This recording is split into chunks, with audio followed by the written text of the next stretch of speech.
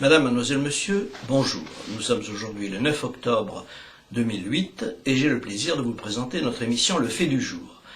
Le fait du jour, c'est évidemment la crise financière, boursière et demain, sans doute, la crise économique.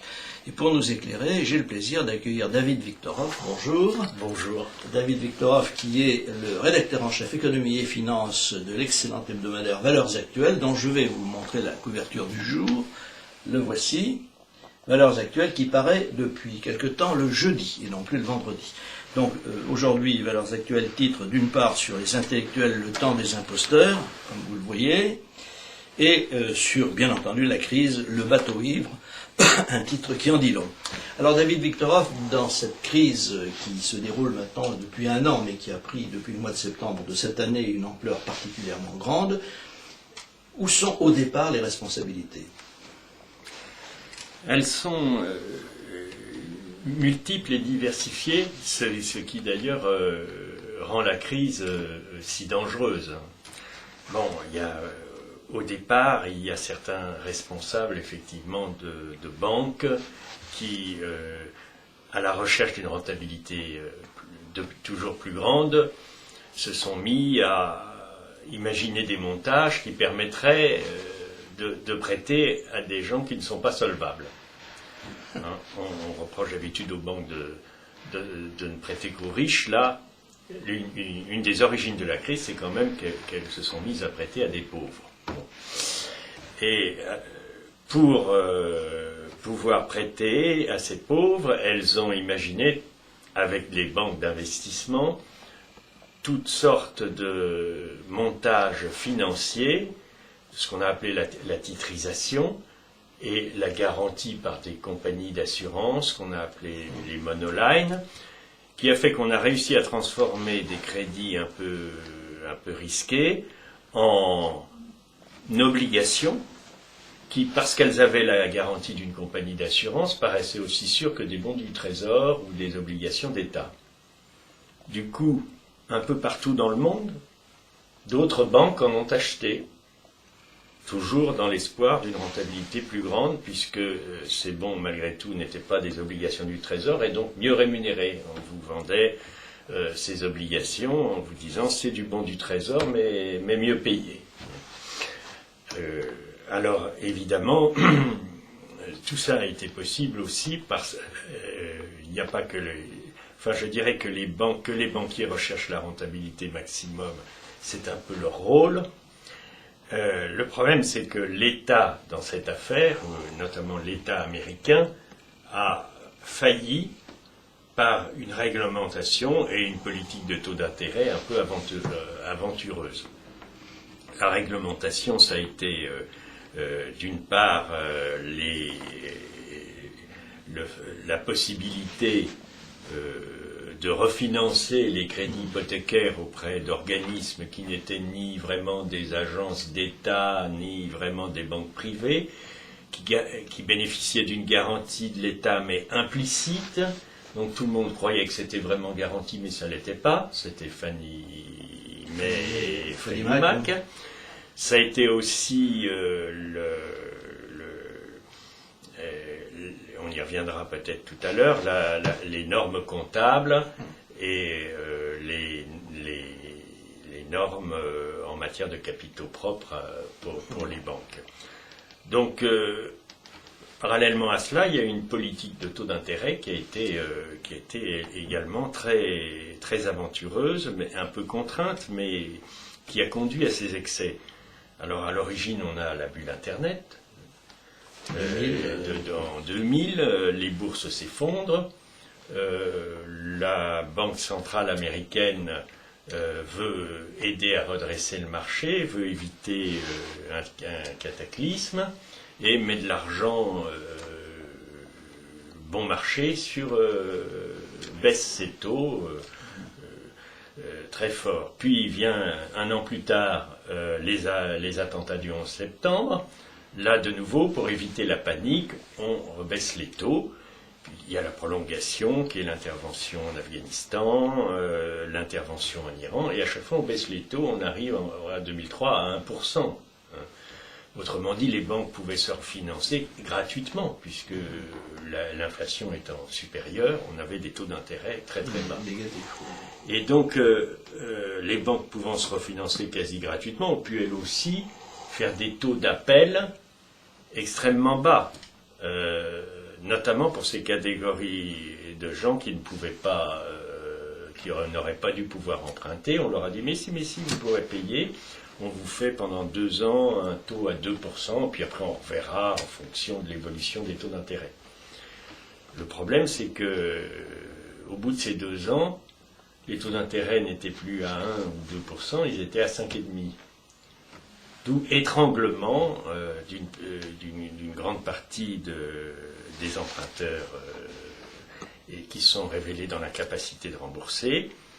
Mais comme une partie des banques avait titrisé ces prêts qui se retrouvaient en Australie, en Nouvelle-Zélande, en Allemagne, en France, ces obligations ou ces certificats de dépôt garantis que l'on croyait bons comme des bons du Trésor des États-Unis, on s'est aperçu qu'ils n'étaient pas remboursés. Et que plus personne n'en voulait. Et on se souvient de la BNP en août 2007, fermant des fonds, des SICAV monétaires. 3 milliards d'euros à peu près. Des SICAV monétaires dynamiques, et tellement dynamiques qu'elles se sont avérées pourries. Mais ça, c'est l'origine de la crise. Ça, c'est l'origine de la crise, oui. Donc, pour résumer, de façon un petit peu plus triviale, je dirais, s'il y a un clochard en bas de chez moi et que je décide de le loger, je suis une banque, je lui prête de l'argent, je sais qu'il ne pourra pas me rembourser et j'en fais une obligation que je vends à tout le monde. C'est ça. Et quand on s'aperçoit que le clochard ne peut pas rembourser, là on s'aperçoit que toutes ces obligations ne valent plus rien. Voilà. Donc les banques ont été d'une extraordinaire lucidité dans cette affaire, si l'on peut dire, mais le point quand même majeur, à toutes les entrées mises à part, c'est quand même l'extraordinaire faillite, d'une part des agences de notation qui n'ont rien dit. On me dit qu'elles étaient également conseillères, les gens qui titrisaient, donc elles étaient à la fois juges et parties. Et deuxièmement, le problème, c'est que les agences de notation sont payées par ceux qu'elles notent. Voilà. Donc ça crée un biais, voilà. Forcément. Et par ailleurs, là encore, c'est un quasi-monopole. Enfin, il y en a que 3. Oui. Moody's, Standard & Poor's, oui, Fitch et Fitch. Voilà. Donc, alors, de toute manière, c'est vrai qu'elles ont été dépassées. Tout le monde a été un peu dépassé par l'ingénierie financière, des montages très intelligents, mais que finalement, dont on a oublié comment ils étaient fabriqués. Et que, de bonne foi, on a pu croire que des actifs c'est des vrais actifs.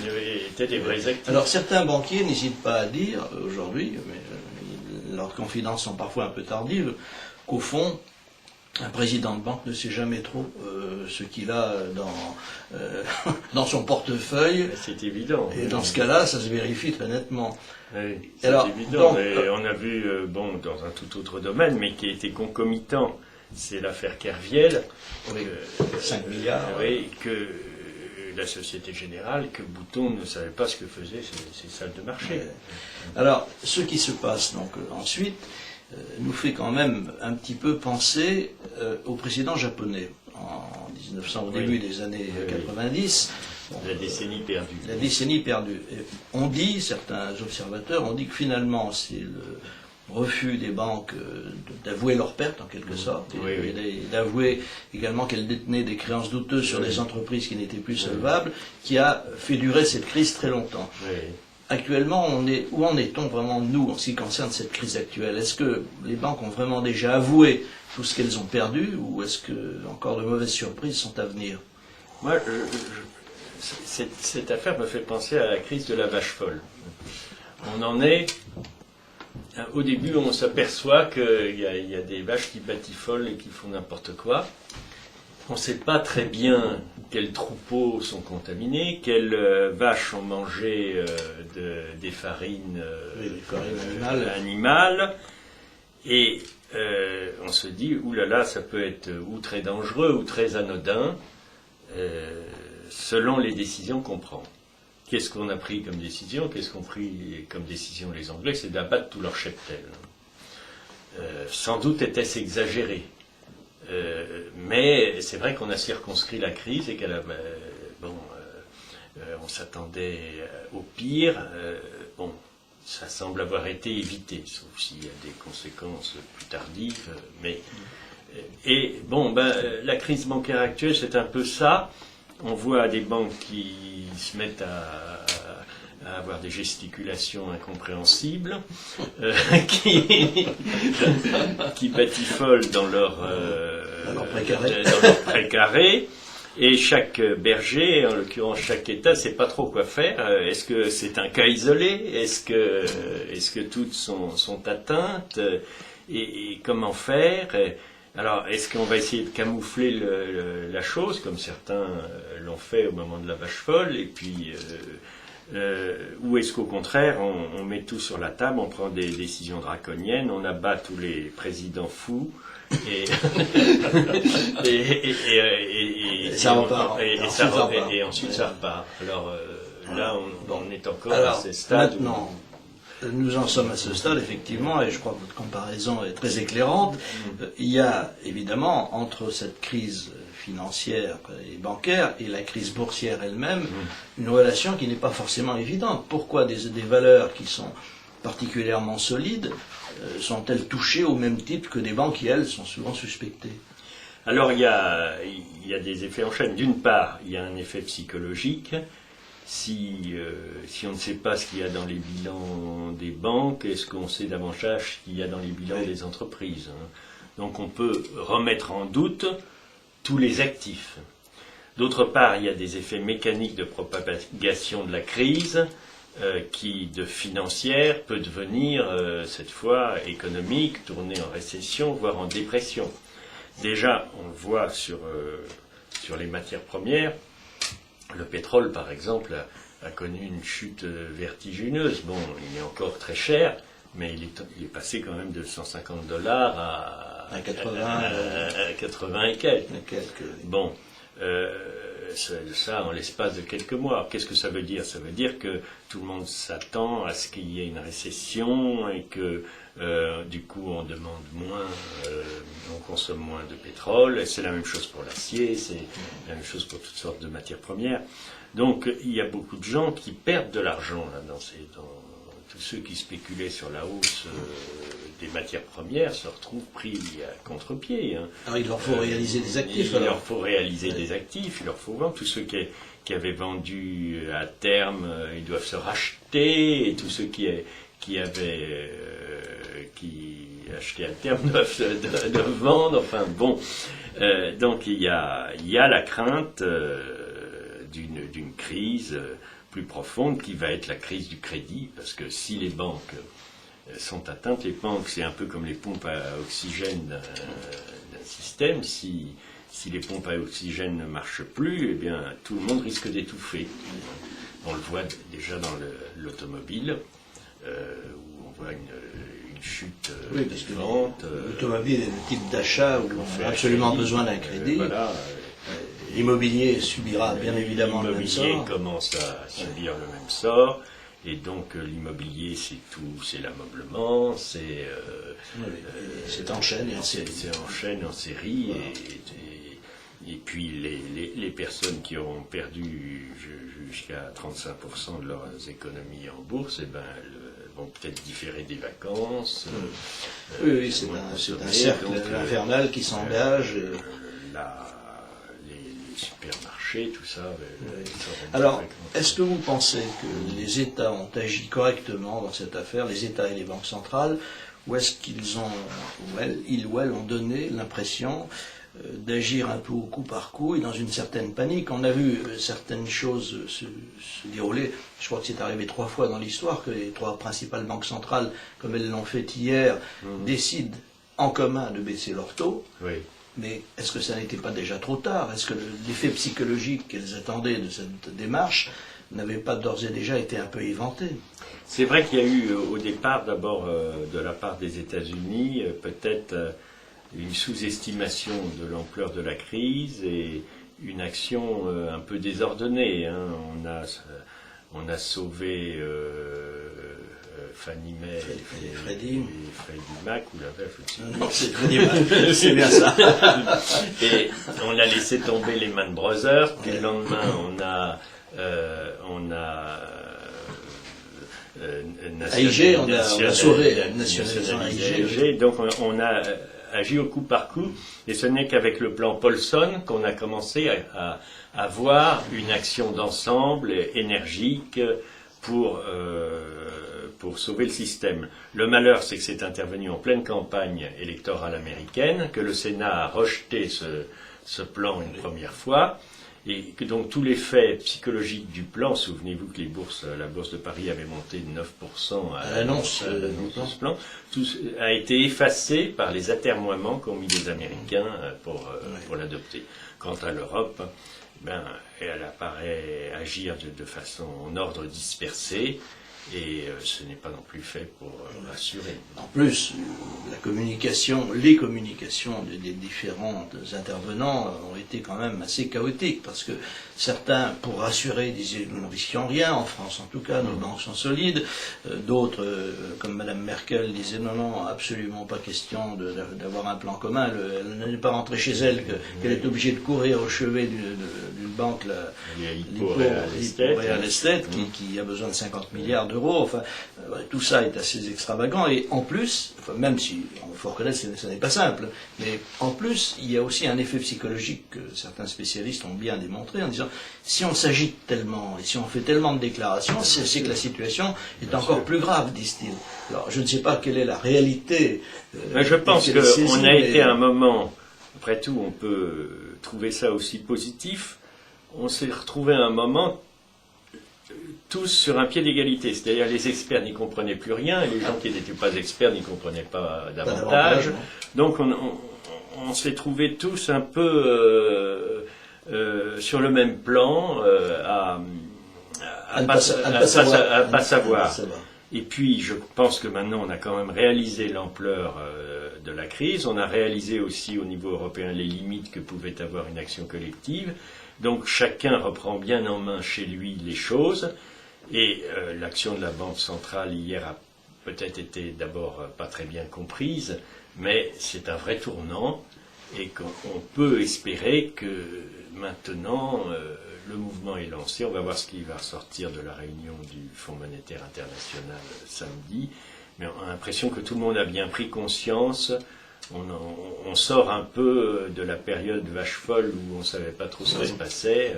On a découvert le prion, et on sait en gros, on sait ce qu'il faut faire. Alors le fera-t-on aussi bien et aussi rapidement qu'il faudrait le faire? Sans doute pas, mais on va faire quelque chose. Alors nous avons par ailleurs des conséquences à plus long terme, à moyen et long terme, mais plutôt moyen que long d'ailleurs, c'est le problème du crédit d'une part, et d'autre part le fait de payer les frais de cette remise en ordre, si remise en ordre il y a, car l'argent que les États ou les banques mettent sur le marché, les banques centrales, ça n'est pas de l'argent créé, je dirais, enfin, c'est pas de l'argent produit réellement. Non, c'est l'argent, c'est la planche à billets. C'est la planche à billets qui fonctionne, et à un moment ou à un autre, il va bien falloir payer. Donc ça va se traduire vraisemblablement dans tous les États par des problèmes fiscaux, ou alors par des dépenses qu'il faudra supprimer, enfin bref, par un tour de vis, cette fameuse politique de rigueur que le président de la République français ne souhaite pas mettre en œuvre. Oui, d'un autre côté, l'urgence actuelle fait qu'on va peut-être desserrer l'étreinte de Maastricht, et justement, on va creuser sûrement les déficits budgétaires. Mais si le sauvetage des banques réussit, l'État pourra les revendre après, peut-être avec un bénéfice. C'était arrivé en Suède d'ailleurs, oui, dans les années 90. Donc, c'est pas forcément... je crois que le pire serait de dire maintenant, non, il y a des déficits, il faut serrer les boulons. Il faut serrer les boulons des choses qui sont inutiles, des gabegies, etc. Oui. Mais il ne faut pas se mettre à supprimer des investissements, à retarder des réformes sous prétexte que... Parce que sinon, nous entrerions dans une déflation très grave, et c'était la cause essentielle d'une part de la grande crise des années 30 et de la Deuxième Guerre mondiale. Voilà. Donc, effectivement, ça, je crois que les États ont bien compris ça, en tout cas. Oui, ça, la pédagogie a été faite de ce point de vue-là. Tous les responsables ont, je ne dirais pas vécu, peut-être justement, souvent, certains sont un peu jeunes, mais ils ont lu, en tout cas. Ils ont lu, Ben Bernanke et Greenspan étaient des spécialistes de la crise de 29. Oui. Alors évidemment, pour nous, Français, le problème qui va se poser ne sera pas très différent de celui des autres, si l'on considère l'affaire de manière générale, mais d'un point de vue, de notre situation particulière, il y a quand même 2 ou 3 problèmes qu'il va absolument falloir régler si l'on veut pouvoir, d'une part, repartir et d'autre part, régler les conséquences. La première, c'est quand même un déficit budgétaire qui devient chaque année plus grand, le déficit des comptes sociaux, enfin bref, on va emprunter au début de l'année 2009 130 milliards pour faire la soudure. Oui. Donc, il va falloir changer de politique. Et alors, c'est la question que je sais que vous n'êtes pas un spécialiste de la politique, même si vous la connaissez parfaitement, mais est-ce que ça n'est pas une nouvelle politique qu'il va vraiment falloir mettre en œuvre? Parce qu'actuellement, qu'est-ce qu'on a fait depuis 1 an que Nicolas Sarkozy est président de la République? Un certain nombre de réformes, certes, mais aucune ne touche vraiment au cœur des problèmes. Oui, mais alors on peut penser peut-être que cette crise aura fait si peur qu'elle permettra d'engager des réformes. Encore que, je vois qu'on ne parle plus du tout de la réforme des retraites. Non. Qui au début de l'année devait être faite avant la fin de l'année. Or, les déficits de la sécurité sociale, c'est essentiellement pour l'instant un déficit de la branche retraite qui se creuse naturellement, puisqu'il y a de plus en plus de retraités. Il y a de plus en plus de retraités. Mais donc ça, on l'a laissé de côté, mais il faudra bien un jour... Alors le danger aussi, c'est que quand on parle de sommes faramineuses, tout à coup ces déficits deviennent tout à fait anodins. Quand vous parlez de 50 milliards de déficit, c'est ce qu'on a mis pour sauver la banque Hypo Real Estate. Donc les gens se disent, bon, si on peut trouver 50 milliards pour sauver une banque, pourquoi s'inquiéter de 9 milliards de déficit de la sécurité sociale? Donc il y aura un gros effort pédagogique à faire pour dire que on n'est pas dans les mêmes ordres de pensée, mais ceci étant, ce qu'il faut, c'est qu'on retrouve la croissance. C'est ça l'essentiel. C'est vrai que 9 milliards de déficit de la sécurité sociale, ce n'est rien par rapport au volume des dépenses de la sécurité sociale, et qu'avec 3% de croissance, ce serait très vite effacé. Donc il faut faire sauter tous les verrous à la concurrence, tout ce qui freine en France la croissance, la création d'entreprises. Et donc la pire des erreurs serait de dire que pour résorber les déficits, il faut un tour de vis fiscal. Oui. Il faut au contraire... baisser les charges et baisser les impôts. Baisser les charges et baisser les impôts. Alors, de ce point de vue-là, mon constat, après un peu plus d'1 an de la nouvelle présidence, c'est quand même qu'il y a une frilosité, pour ne pas dire plus, à s'attaquer aux nœuds gordiens. On sait que les nœuds gordiens, ça se tranche, hein, ça ne se dénoue pas au petit point. Et alors, est-ce que vous pensez que finalement, la gravité de cette crise, que plus personne ne peut contester maintenant, va libérer d'une certaine manière ceux qui, au fond, avaient peur et qui va leur faire dire, écoutez, maintenant, ça a été très grave, il faut trancher. Le problème, c'est que c'était notre seule année du quinquennat sans élection. Oui. On va retomber dans... L'année prochaine dans les européennes. L'année prochaine les européennes, enfin il y a après... Régionales, oui. Et il faudrait que le gouvernement ou le président soit vraiment très très courageux pour trancher un nœud gordien qui risque malgré tout, on l'a vu pour Schröder, de lui faire perdre les élections. Je pense qu'il faudra un moment, si on veut faire des réformes nécessaires qui ne sont pas forcément... Vous voyez, dès qu'on veut fermer une maternité dangereuse dans n'importe quel petit bled, ou une caserne inutile. Oui, tout le monde monte au créneau. Tout le monde monte au créneau. Est-ce que Est-ce que la crise est... Il faut dire la crise actuellement, elle fait peur, mais elle ne fait pas encore mal. S'il y a un airbag financier qui fait qu'on n'a pas encore vu... il faut donc attendre qu'elle fasse un peu plus mal. C'est à craindre. Ouais. C'est à craindre. Alors il y aurait bien une solution, soit demander à ce que les mandats ne soient pas renouvelables, ça arrive dans certains pays, Oui. Soit alors faire en sorte que qu'on supprime d'une certaine manière les élections. Oui. Ce qui n'est pas une bonne chose. C'est pas... La démocratie est le pire Voilà. régime à l'exception de tous les autres. Donc espérons que la vertu finira par toucher les gouvernants, quels qu'ils soient. Et puis le président n'est rééligible qu'une fois maintenant dans notre nouvelle constitution. La nouvelle constitution. Oui. Enfin, encore une fois, si ça il lui faut laisse attendre encore 2017, ça fait beaucoup. Ça fait long. Dernière question pour petite note d'ambiance. Que disent vos lecteurs en ce moment à Valeurs Actuelles? Ils sont très inquiets, ils vous interpellent, ils vous demandent beaucoup d'explications, ou est-ce qu'ils sont abattus, comme sonnés? Ils sont un peu sonnés. Ouais. Ouais. Alors évidemment, il y a à la fois le désespoir de voir quand même des économies qui fondent tous les jours, et ils sont un peu scandalisés aussi de voir qu'il y a des gens qui s'en tirent très très bien dans tout ça. Bien sûr. Il me reste, David Victorov, à vous remercier de vos lumières. Ceux qui veulent en savoir plus peuvent se reporter à Valeurs Actuelles, l'hebdomadaire que je vous montre. Ça, c'est le numéro de cette semaine, où ils trouveront, sous la plume de David Victorov et de plusieurs excellents journalistes, toutes les explications qu'on peut donner au stade où on se trouve actuellement, étant entendu que quand on est hebdomadaire, on peut renouveler les explications à mesure que la nécessité s'en fait sentir. On n'est pas obligé de dire au jour le jour. Voilà, ça n'est pas pour toujours. Voilà. Voilà, madame, mademoiselle, monsieur, il me reste à vous remercier de nous avoir prêté attention. Nous nous retrouverons bientôt sur cette chaîne, bien sûr. En attendant, gardez quand même bon moral malgré les circonstances difficiles. À bientôt et vive la France.